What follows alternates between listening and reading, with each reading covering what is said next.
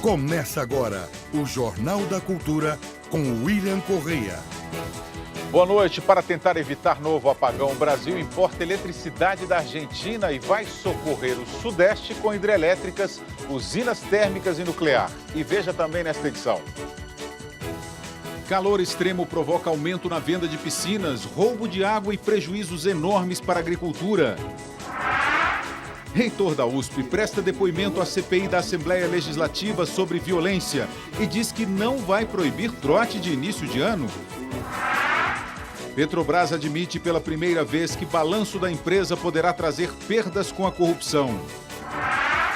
Preço do petróleo, epidemias e conflitos internacionais entram na agenda do primeiro dia de debates do Fórum Econômico Mundial na Suíça. Ex-governador do Mato Grosso multiplica o salário por 10 no último mês de mandato, alegando direitos trabalhistas acumulados. Em tese, uma reforma política ela pode criar estruturas que, de alguma forma, dificultem esse tipo de truques. França anuncia €500 milhão para combater o terrorismo e passa a monitorar 3.000 suspeitos. Indonésia rejeita segundo pedido de clemência para Rodrigo Goulart, brasileiro condenado à morte por tráfico de drogas. Em sua última semana, a exposição do Castelo Rá-Tim-Bum, em São Paulo, tem filas durante a madrugada. E vão me fazer companhia a professora de História Árabe da USP, Arline Clemecha, e o cientista político José Álvaro Moisés. Mande sua pergunta aos nossos comentaristas pelo WhatsApp, o número é 11, o código aqui de São Paulo, 975592915. Não se esqueça de se identificar e também pelo Twitter e Facebook do Jornal da Cultura. No último mês, como governador do Mato Grosso, Simval da Cunha Barbosa, do PMDB, embolsou mais de R$152 mil. A quantia é 10 vezes superior ao salário que ele recebia. O pagamento excepcional de R$152 mil foi efetuado em dezembro, após autorização da Secretaria de Gestão do Mato Grosso.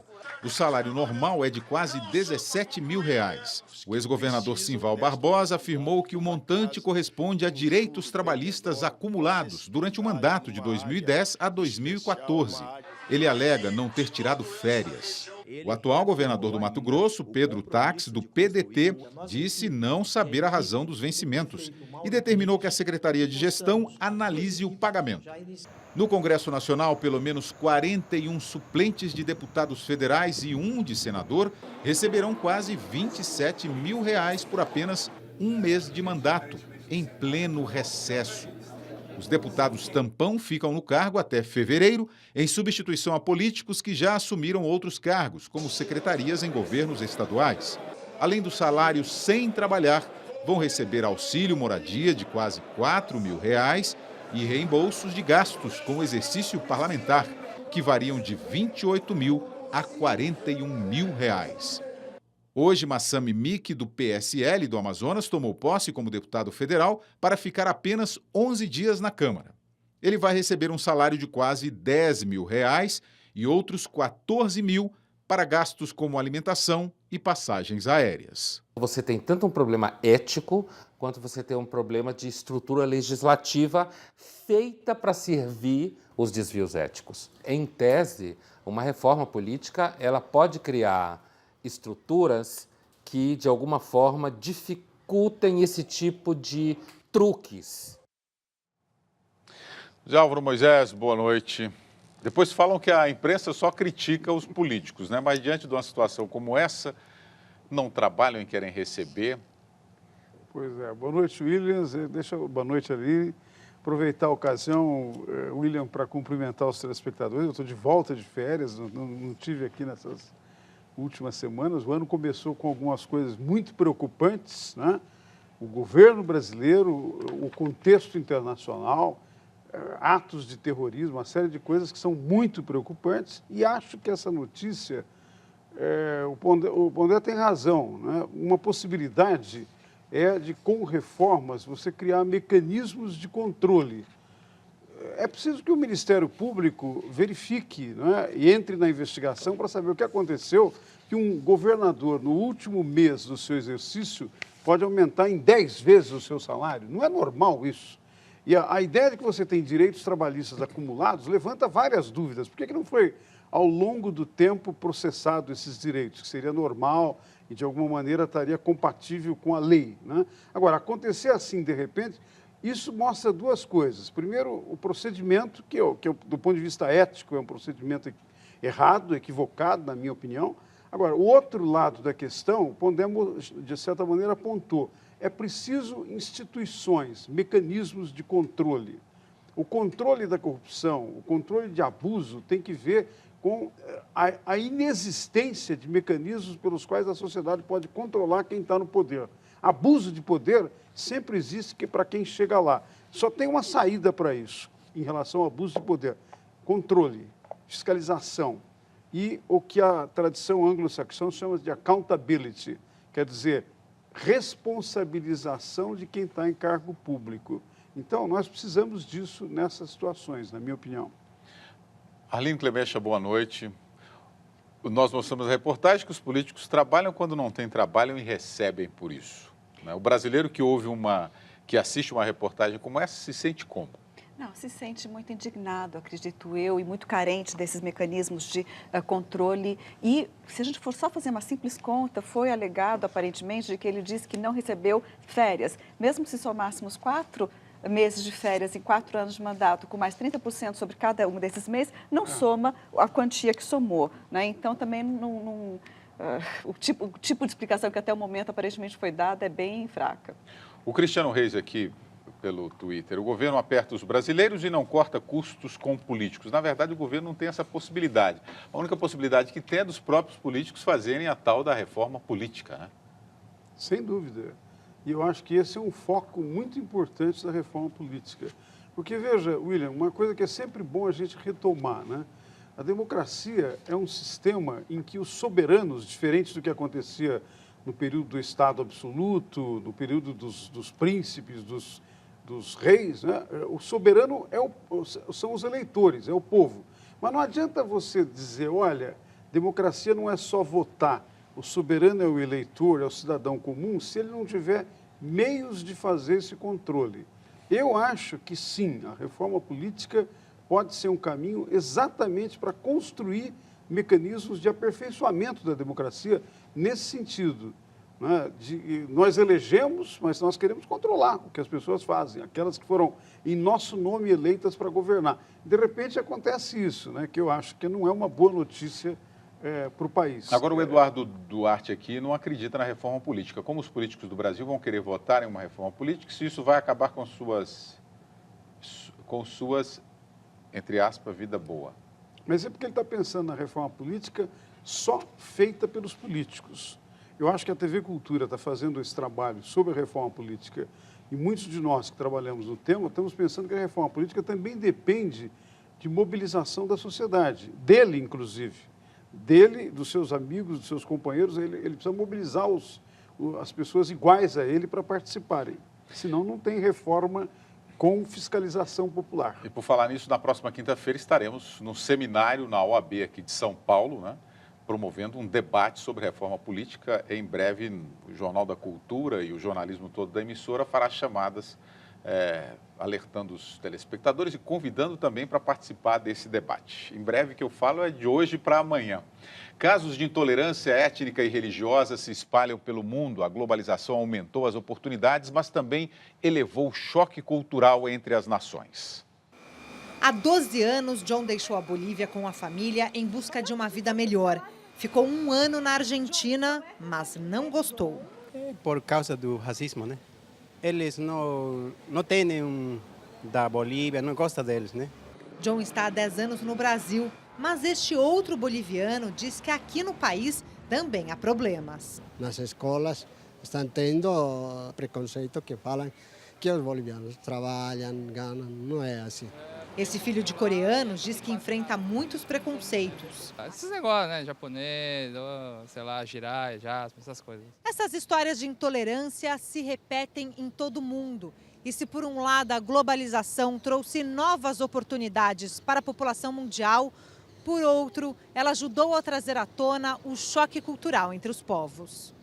Ao final da Guerra Fria, quer dizer, quando a União Soviética sai derrotada e os Estados Unidos sai vitorioso, houve um refluxo, vamos dizer, tanto a União Soviética, hoje a Rússia, recuou na sua atuação internacional, quanto o próprio Estados Unidos.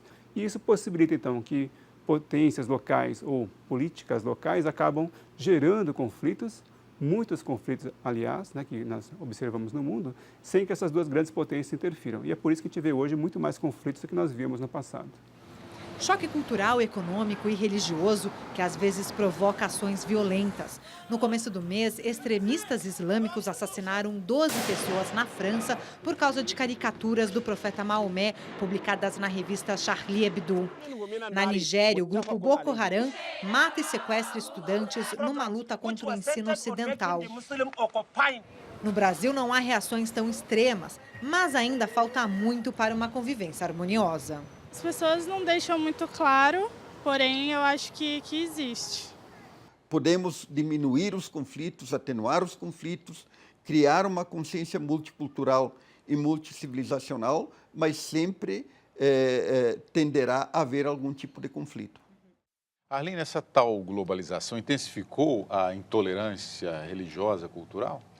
Veja, isso pode muito bem ser plausível pelo seguinte: a gente não pode entender globalização como um processo harmonioso. Pelo contrário, há interesses por trás de processos de chamada globalização e esses contatos não têm sido feitos de maneira desinteressada, não é? Então, dentro de um projeto de poder, o que acontece é que você tem choques que vão ser choques políticos, que aparecem muitas vezes como culturais. O que eu estou dizendo é que muitos dos choques que a gente pensa que são culturais têm por trás deles interesses de dominação, interesses políticos, interesses econômicos.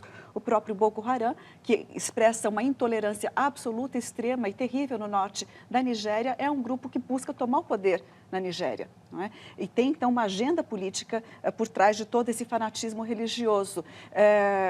Também o atentado na França almejou os cartunistas, almejou muçulmanos que trabalhavam também no jornal satírico Charlie Hebdo, almejou judeus no mercado kosher, ou seja, há uma agenda política por trás do terror que vai para além, que acompanha essa ideia de incompatibilidade cultural e que explica essa incompatibilidade.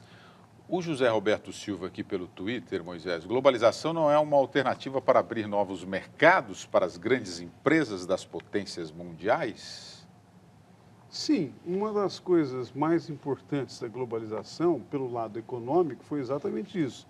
É digamos assim, uma fase nova do capitalismo, de expansão, de um capitalismo extremamente agressivo e que, ao mesmo tempo, quer ampliar o consumo de produtos que eram locais de certos países e transformar isso num grande mercado.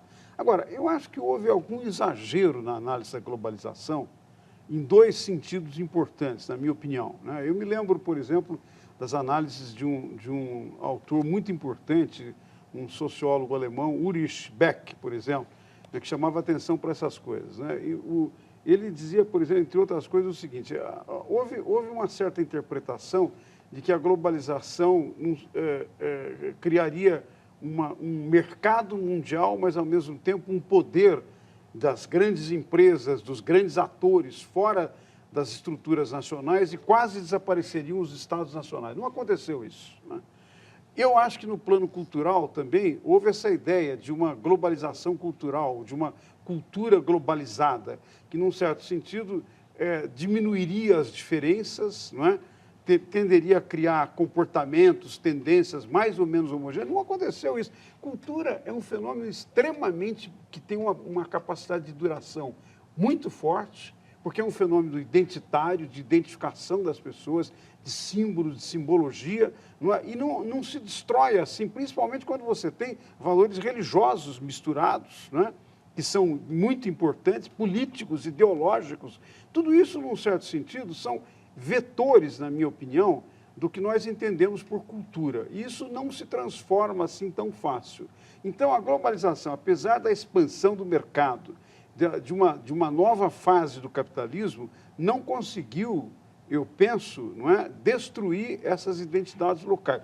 Acho que o Samuel Huntington tinha alguma razão quando ele chamou atenção para o chamado choque de civilizações, que era em grande parte baseado em culturas diferentes. Isso não quer dizer que não possa haver entendimento, que não possa haver compreensão entre culturas, civilizações diferentes. Mas tem perspectivas que às vezes são muito diferentes e que entraram em conflito, porque os valores que presidem algumas dessas sociedades são bastante diferentes.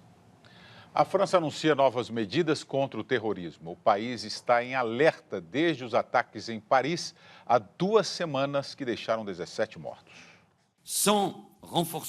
O primeiro-ministro Manuel Valls anunciou que vai investir 435 milhões de euros, cerca de 1 bilhão e 200 milhões de reais para prevenir ataques.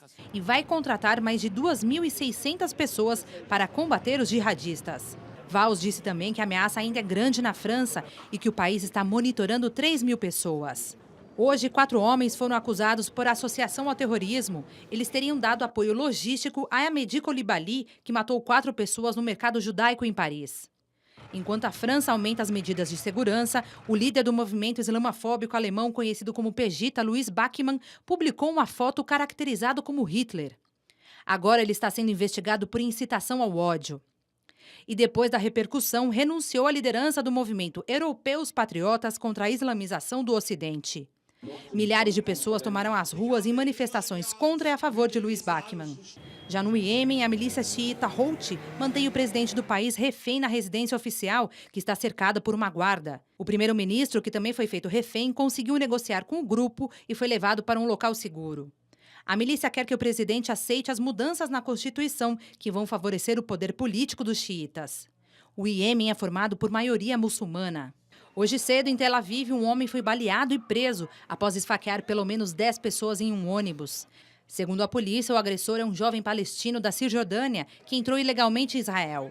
O Hamas, grupo islâmico que controla a faixa de Gaza, diz que ele foi corajoso e heróico. O primeiro-ministro de Israel, Benjamin Netanyahu, responsabilizou o presidente da Palestina, Mahmoud Abbas, pelo ataque. Arline, há um risco dessas ações contra os muçulmanos se estenderem para estrangeiros que vivem na Europa? Qualquer estrangeiro? Olha, William, em geral, eu acredito que sim, que há esse risco. Haveria muito a se explicar em relação a isso. Por exemplo, mas todo o processo processo racista, não é, contra um determinado grupo, ele tem sempre o risco de, claro, atingir vários outros grupos E é só a gente lembrar como foi, por exemplo, a retórica anti-judaica, antissemita do nazismo, né? O nazismo, ao mesmo tempo em que atacava judeus, atacava também muçulmanos, atacava também esquerdistas, atacava também testemunhas de Jeová, homossexuais e assim por diante. Ou seja, coloca-se tudo dentro de um mesmo, não é? Grupo, digamos assim. Agora, o que eu também queria dizer em relação a esses ataques que a gente viu aqui, são vários, são 3 diferentes. O único ponto assim, que eu acho que é importante a gente perceber é que nunca, em nenhum desses casos, pode-se achar que a resposta violenta a uma opressão vai ser libertadora, ou seja, a violência vai gerar mais violência, né? Ao fim e ao cabo, tentando resumir três casos bem distintos que foram apresentados juntos, não é?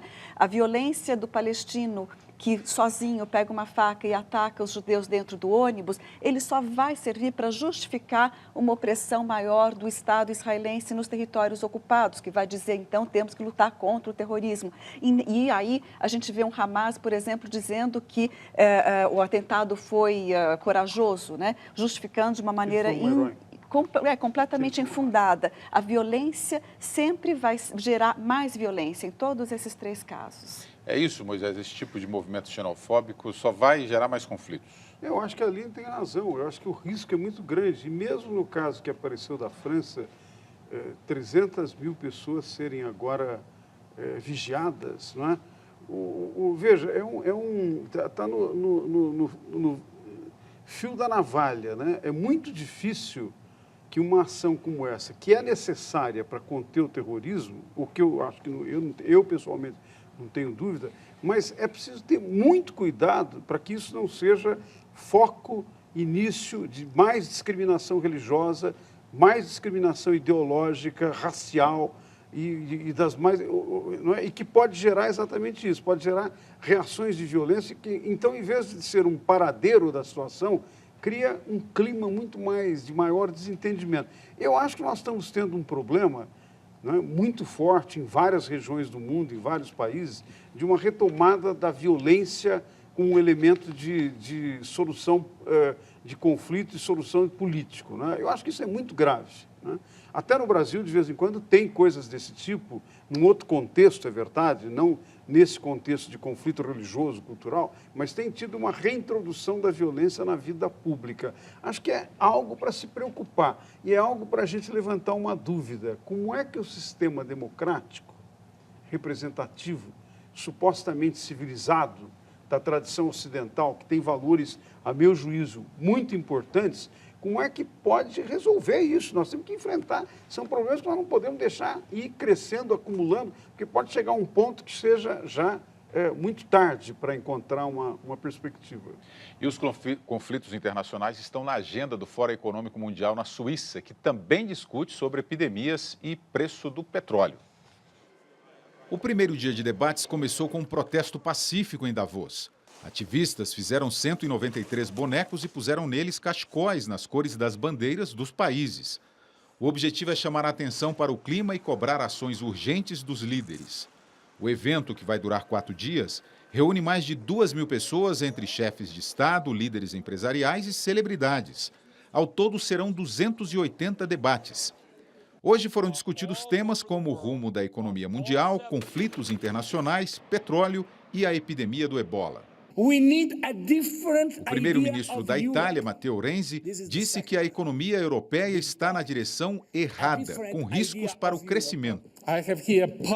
O presidente da Ucrânia, Petro Poroshenko, acusou a Rússia de ter mandado 9.000 soldados ao leste do país como reforço às forças separatistas pró-Moscou. O presidente ucraniano cobrou da Rússia o cumprimento de acordos de paz estabelecidos em setembro do ano passado. A ONU anunciou que precisa de $1 bilhão ao longo deste ano para continuar a luta contra o ebola na África Ocidental. Mais de 8.400 pessoas morreram por causa da doença em Guiné, Libéria e Serra Leoa. Outro tema em debate é a queda do preço do barril de petróleo, abaixo de $50, depois que o Iraque anunciou uma produção recorde. Em entrevista à TV americana Bloomberg, o ministro da Fazenda, Joaquim Levy, disse que o Brasil pode ter um trimestre de contração econômica. Segundo ele, 2015 não será um ano fácil, mas espera colocar a casa em ordem. Levy e o presidente do Banco Central, Alexandre Tombini, representam o Brasil em Davos, no lugar de Dilma Rousseff, que participou hoje da posse do 3º mandato do presidente da Bolívia, Evo Morales. Moisés, a presidente está certa em privilegiar os seus pares mais próximos? O Evo Morales hoje disse que o capitalismo é a filosofia da morte, né? Pois é, olha, eu acho que Davos é realmente um encontro muito importante pelos temas que apareceram. Talvez teria sido uma oportunidade da presidente Dilma de ter uma presença mais clara, definir certas posições, tanto sobre a questão da retomada da economia, da qual preços do petróleo, como nós estamos vendo, vai ter um impacto muito importante, né?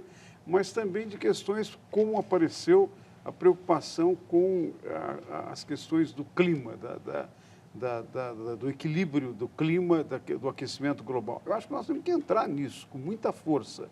Não é? Tem notícias agora de que 2014 foi um ano que teve 1 grau de aquecimento em todo o planeta, né?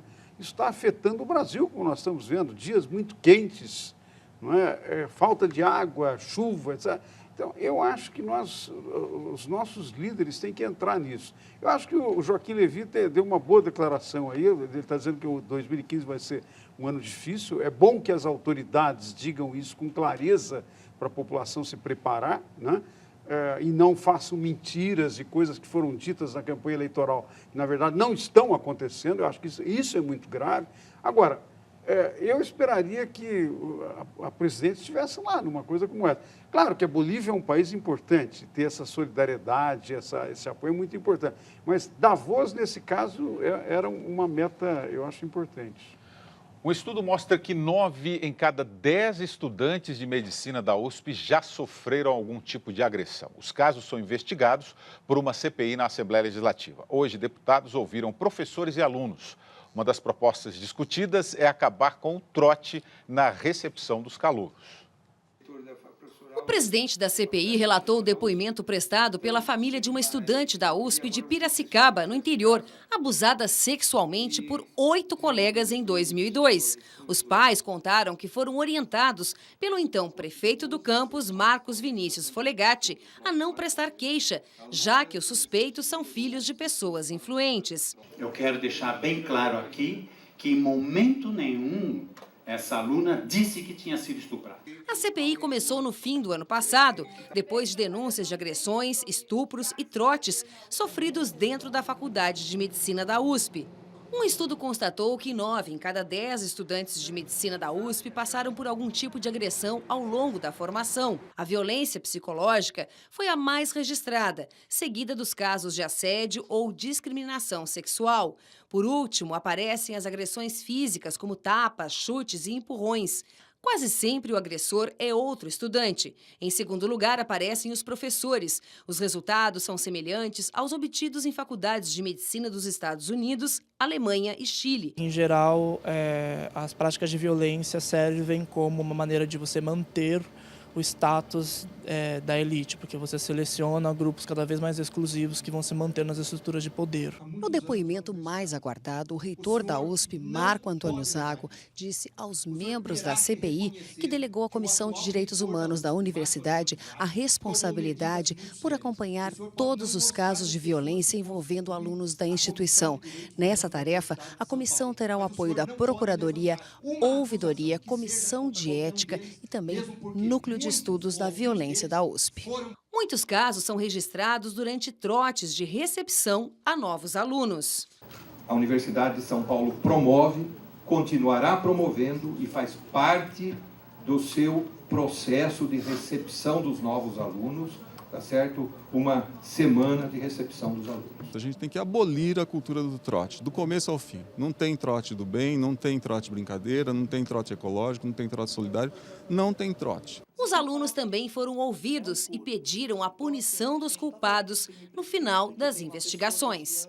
Nós não podemos permitir que uma universidade pública do Estado, com o grau de importância que tem e de tanto orgulho que já nos causou, seja uma universidade que transforme criminosos em médicos criminosos. É essa pergunta que o brasileiro deve fazer em um momento desse. Que tipo de aluno essa faculdade de medicina da USP está formando, Moisés? Veja, William, tanto eu como a Aline somos professores da USP, né? Nós somos, é claro, da instituição e conhecemos, eu imagino que a Aline possa dizer também da experiência dela, nós conhecemos uma série de procedimentos, atitudes, tal, no sentido de, digamos, ordenar a vida acadêmica de uma maneira correta, adequada. Agora, a universidade é uma universidade muito grande, pode ocorrer fatos que não necessariamente nem o reitor, nem o diretor de uma faculdade estão conhecendo. Esses fatos podem ocorrer, eles são graves, eles têm que ser enfrentados, e eu acho que a solução na sequência, é isso que, num certo sentido, o reitor da USP apontou. A Comissão de Direitos Humanos tem que estudar caso a caso, com a participação, inclusive, nesse caso, do Núcleo de Estudos da Violência, que é um núcleo, eu conheço bastante o trabalho deles, extremamente confiável, para poder organizar e digamos assim, evitar situações que possam provocar essa possibilidade, mas, ao mesmo tempo, atuar no campo propriamente da educação. Não é? Você pergunta qual o estudante que está sendo formado. Não é? Tem muita gente boa na universidade e, eventualmente, tem pessoas que cometem atos criminosos dessa natureza, como, aliás, acontece em todas as instituições, não é só na USP, e acontece na sociedade como um todo. Agora, acho que esse é um momento de reflexão para a universidade. Eu imagino, pela observação do reitor e dos colegas que eu conheço que são do Conselho Universitário, eu imagino que esses fatos que surpreendeu a muita gente, me surpreendeu bastante pessoalmente, não é? A revelação dos estupros, esses fatos estão abrindo uma possibilidade, uma fase em que a universidade tem que refletir melhor sobre o seu papel de formação. Formação das novas gerações, procedimentos, comportamento, respeito, capacidade de entender, não é, essas situações difíceis que podem ocorrer, mas que não se justifica de nenhuma maneira. E a Comissão de Direitos Humanos tem um enorme papel nisso, não é? E os membros que foram indicados, a meu juízo, são muito capazes nessa direção. Arline, esses dados são assustadores, né? Você sabia disso? 10 de cada 10, 9 sofreram algum tipo de agressão? Eu não sabia que chegava a esse número, né? E eu concordo plenamente com o que foi dito aqui pelo professor Gelson Moisés. A USP, quer dizer, representa, quer dizer, o que acontece na USP é o que acontece na sociedade. A USP representa uma parcela da sociedade, representa ainda, em geral, na maior parte das vezes, uma elite da nossa sociedade paulistana. E, no entanto, ela é também uma instituição que tem por objetivo, por meta, a educação.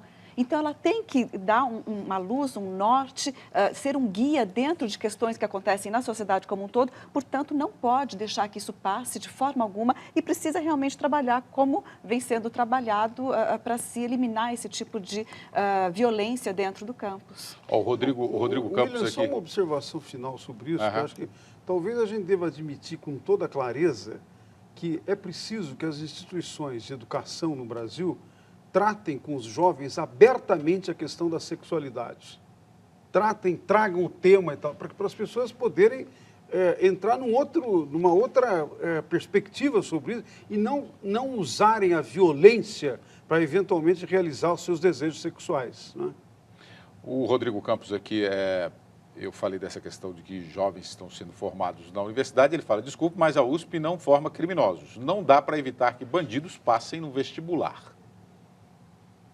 Como, aliás, em qualquer instituição pode ocorrer isso. Mas a questão seguinte é como coibir, como enfrentar o problema e como tomar medidas, né? A seguir, taxa de juros sobe 0,5 ponto percentual e atinge o maior patamar em 3 anos e mais. Brasil importa eletricidade da Argentina e enumera ações para socorrer a região sudeste.